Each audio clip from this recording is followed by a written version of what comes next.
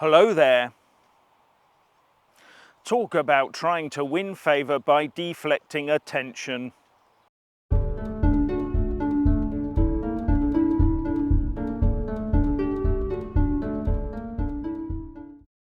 Trying to deflect attention away from his dismal statesmanship by taking on rip-off petrol stations will not help Boris win favour. As is well documented, there are many petrol and diesel forecourts that are refusing to pass on to the driver the full 5p fuel tax reduction recently set by Rishi Sunak.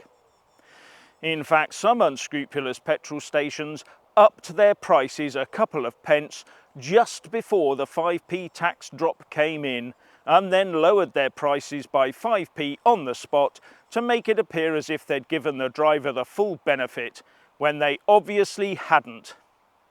And it's worse than that, as I'll explain in a moment. So yes, many of these people are effectively highway robbers. So because of this rip-off, Boris has declared war on them and will name and shame them.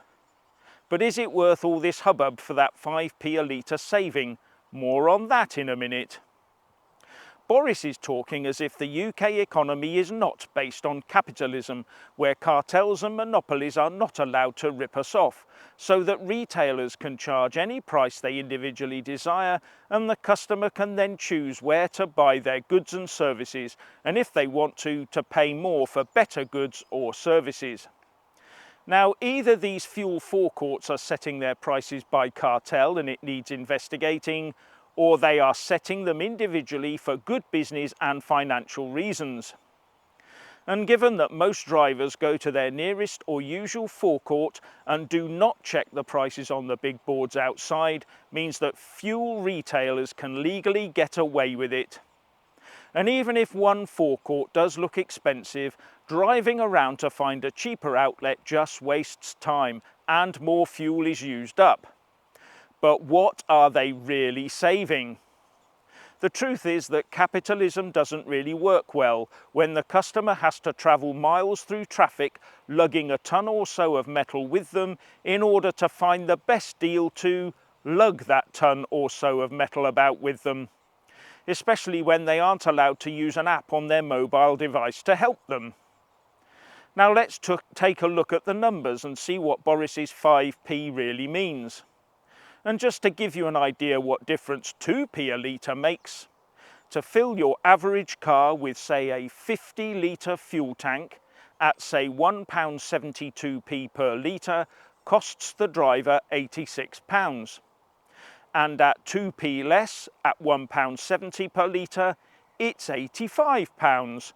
That's £1 cheaper, because that 2p saving multiplied by 50 is £1. But it's always £1, no matter what the cost. So even if petrol was a favour a litre and it was offered at 2p cheaper in another forecourt down the road, you'd still only save £1 for 50 litres of fuel. And now let's look at the 5p a litre cut in fuel tax. Firstly though, did you know that VAT is applied to both the petrol and to the fuel duty when you pay for it? Yes, the tax you pay is itself taxed. How on earth do Tory, Coalition and Labour governments get away with this racket for decades?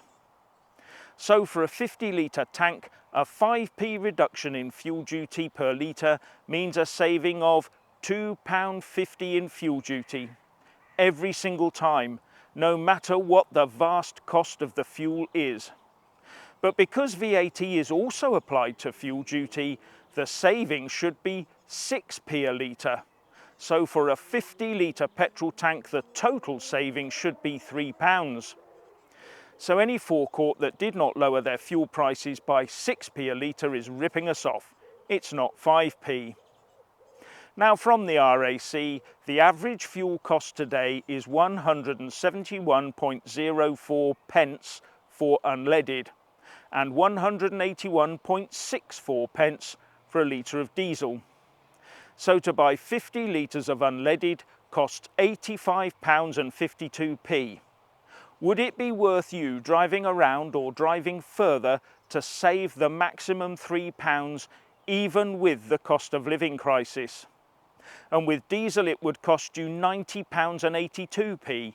Once again, would you think it worth it to hunt around for a saving of £3 on that?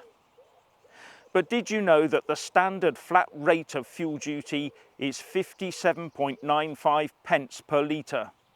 So what does the reduction of 5p to 52.95p really mean? Is it enough to make a real difference to you?